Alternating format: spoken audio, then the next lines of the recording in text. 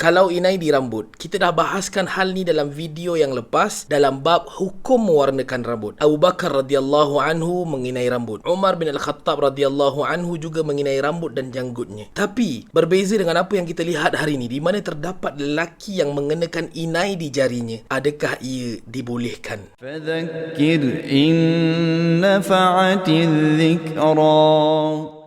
Inai adalah perhiasan bagi wanita dan bukan perhiasan untuk lelaki. Dalam sebuah hadis yang diriwayatkan oleh Aisyah radhiyallahu anha, seorang wanita memberi isyarat dari belakang tabir bagi menunjukkan tangannya yang terdapat padanya surat untuk diberikan kepada Rasulullah sallallahu alaihi wasallam. Faqabada an-nabiy sallallahu alaihi wasallam yadahu faqal, "Ma adri ayadu rajulin am yadu imra'atin." Aku tidak tahu adakah ini tangan lelaki ataupun tangan perempuan. Qalat bal imra'atun. Qala law kunti imra'atan laghayyarti azfaraki ya'ni bil hina. Lalu perempuan tersebut menjawab, aku perempuan. Baginda Nabi sallallahu alaihi wasallam bersabda, kalau kamu ini perempuan, kamu mesti lakukan perubahan pada kuku-kuku kamu, iaitu dengan meletakkan inai. Di dalam Aunul Ma'bud disebutkan bahawa hadis ini menunjukkan kepada digalakkan bagi wanita untuk mengenakan inai. As-Sanadi pula menyebutkan bahawa yang disebutkan dengan law kunti imra'atun itu membawa makna sekiranya kamu meraihkan syiar bagi wanita, nescaya kamu akan mengenakan inai pada tanganmu. Jelas di sini bahawa inai itu adalah perhiasan bagi wanita, sedangkan ianya bukanlah perhiasan yang dibenarkan bagi lelaki menurut syarak. Dan merujuk kepada sebuah hadis yang lain, terdapatnya larangan bagi seorang lelaki menyerupai wanita. Ibn Abbas radhiyallahu anhu meriwayatkan, la'ana Rasulullah sallallahu alaihi wasallam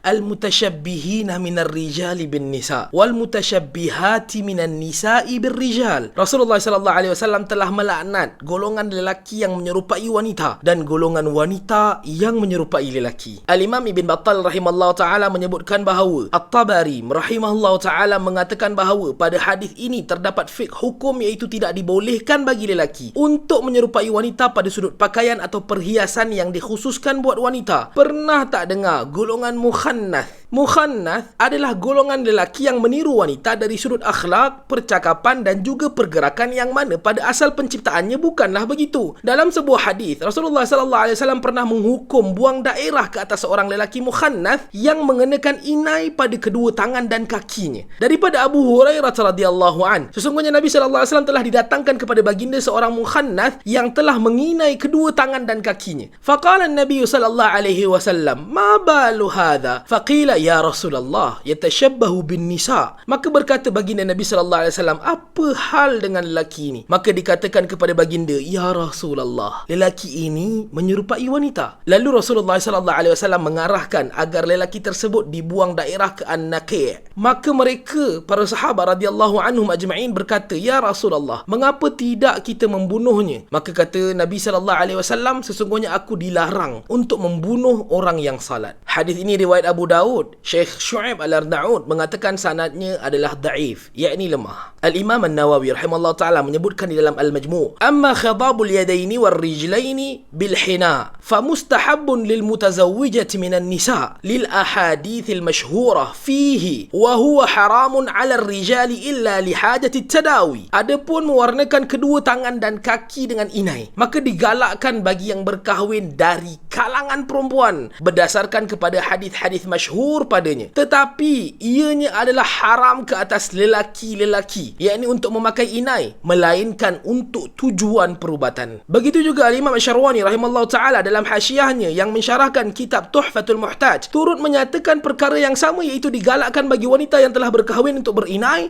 dan haram ke atas lelaki berdasarkan kepada hujjah yang dinukilkan. Telah jelas kepada kita bahawa agama tidak membenarkan bagi lelaki untuk mengenakan inai pada kedua tangan atau kaki mereka, sedangkan ianya digalakkan bagi perempuan yang telah berkahwin untuk berinai bagi tujuan perhiasan. Oleh yang demikian, haram bagi lelaki untuk berinai, sama ada bagi tujuan perkahwinan ataupun selainnya, atas dasar perhiasan agar nampak cantik dan sebagainya, melainkan untuk tujuan perubatan, di mana inai boleh membantu menyembuhkan penyakit-penyakit tertentu. Adapun bagi lelaki untuk mengenakan inai pada rambut, maka hal ini dibolehkan, yakni diharuskan di sisi agama, merujuk kepada dalil-dalil yang membenarkannya. Wallahu a'lam. Al-Khalifah Online #berkongsi manfaat.